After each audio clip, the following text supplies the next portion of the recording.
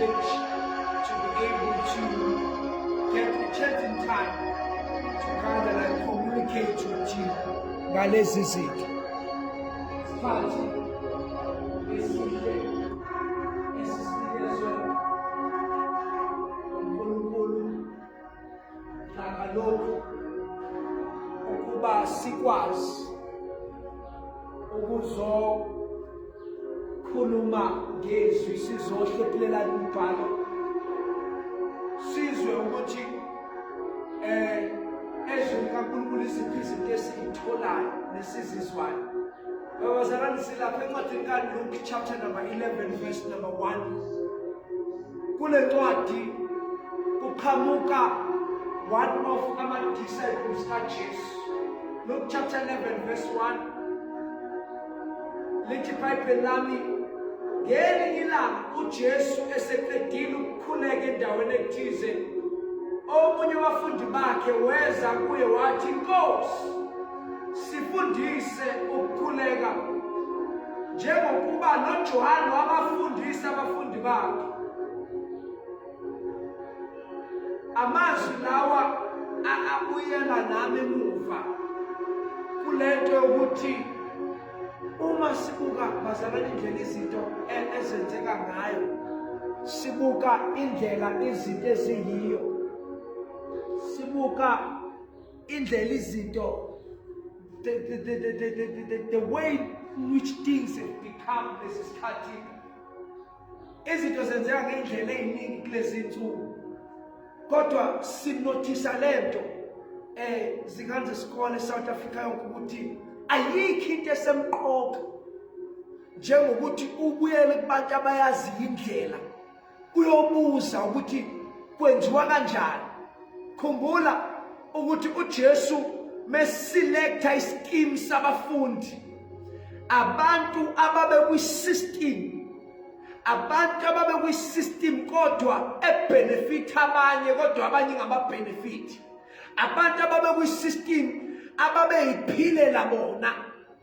Zikhona izinto uNkulunkulu ayibekile ukuthi ibasize bonke abantu, kodwa ngenxa yesimo nangenxa yesikhathi ababephila kuso, ngalesi sikhathi iRome yayi-invade noma yayithathe over iJudea. Ngamanye amagama, abaHebheru noma ama-Jews ayephila under i-oppression noma ayephila under i-extension noma ayephila under i-colonialization yesizwe okwakuthiwa iRome, a superpower of that time. So uJesu operator in that environment. So khumbula ukuthi umbuso waseRome noma umbuso owabusa ngaleso sikhathi kwakuthiwa iRoman Empire usiza waye-operator ngendlela ecishe ifane nendlela uNkulunkulu operator ngayo. Ngalesi sikhathi kwakune-clash. Now uyifana kanjani indlela yo-operator kaSiza nendlela kaNkulunkulu?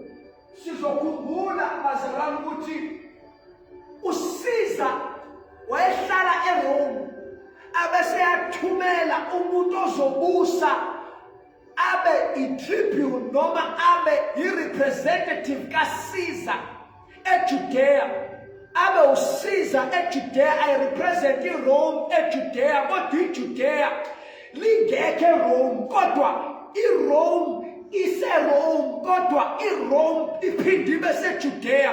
uSiza athi eseRome aphinde abe khona eJudea by means of the title called Pilate noma i-title ye-governor okuyiyona emele ugovernment waseRome eJudea.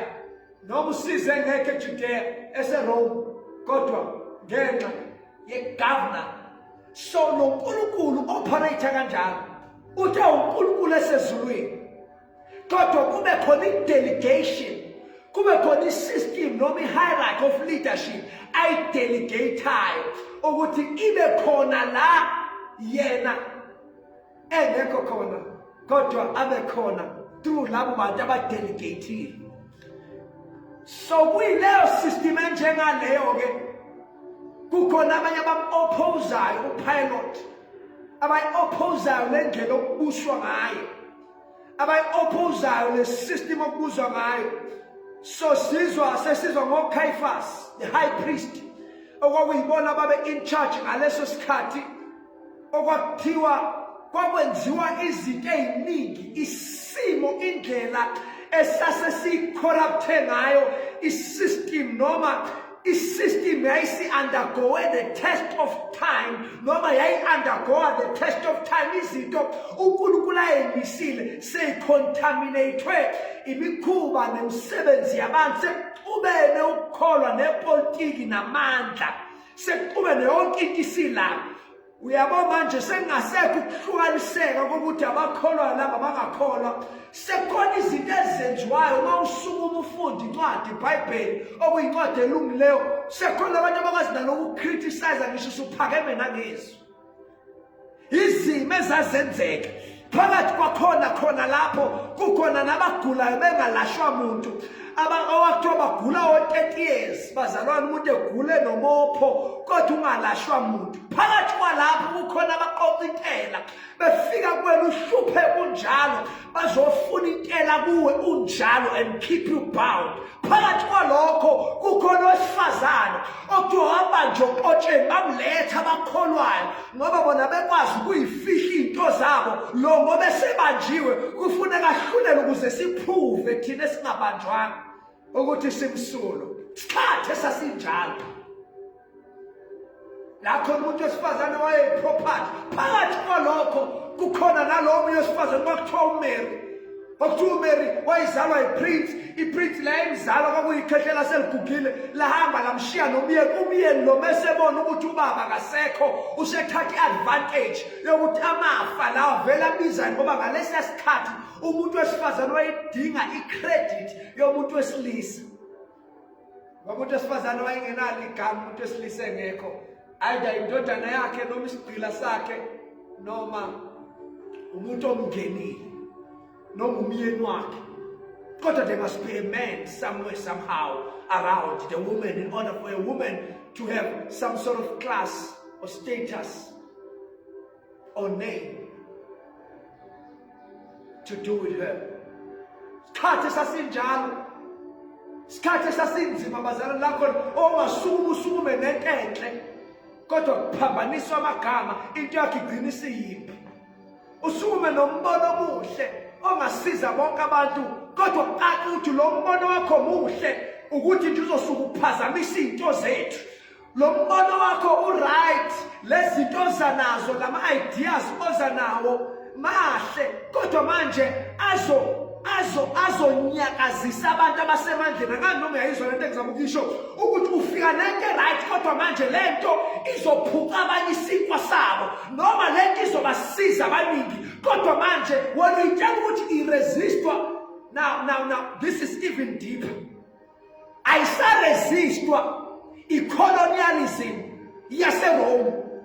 Lento zanayo Jesu isiresistwa abazalwane phakathi endlini kaNkulunkulu ngoba besaba ukuthi change is lovely, change is beautiful for many because many are suffering. But let us look at it from this point of view, that change can also be intimidating. It can also be frustration to those that are in charge, because change brings about a total revolution. Those who are busy benefiting from the way in which things have always been and the way in which things are gonna be shaken by change. The change that Christ Jesus brought about. Ngoba ukufika kukaJesu kwakufika kokugcwaliswa kwayonke into eyayingagcwele. Ukufika kukaJesu kwakungesiko. The coming and the advent of Christ Jesus was not the abolishment of the law, but it was the fulfillment of the law, the completion of the law. Everything was made whole. Everything was complete. It's just that people had grown to believe that things are fine the way they are, simply because they are benefiting from the way in which things are. They're benefiting from the way in which things are. There are people who thrive when other people suffer. There are people who thrive when other people are subjugated and oppressed. There are people who find it, who count it all joy when there is strife and desolation of war. Because they benefit. They are the ones who come in after the dust has settled and collect all the spoils. After the people of Iko have fought for years. Where are the guns coming from? How are the logistics? Where are the gears of bloodshed coming from? If it be that we are saying we are protecting human rights, where are the weapons that are used to destroy and kill thousands of families? Maybe you think I'm talking about guns and bullets. I'm talking about policies that are worthless. I'm talking about meetings and agendas and projects that benefit only a very, very small percentage of the people that are not even in need in the first place. Luke chapter number 11 verse 1. The disciple comes to Jesus in the midst of all that nonsensical chaos and shenanigans. Says, Lord, teach us how to pray. God sifundise ukuthandaza. God sifundise ukuthandaza. God sifundise. Khumbula uLuke chapter number 11 verse 1. These are the concluding chapters of Jesus' ministry. Jesu seyahamba. uJesu izinto eziningi abafundi baqala uyibona sezohamba bengayiboni ehleni nabo. Enye izinto ejulile abayibona futhi angikholwa ukuthi bayibona ngoba liyasho iBhayibheli lithi omunye wabafundi, one disciple, noticed something. That all these powerful wonders, all these works, they come from the relationship with the Creator God. Lezinto ikhamba ekwazaneni noNkulunkulu azenzeki nje ngomlingo.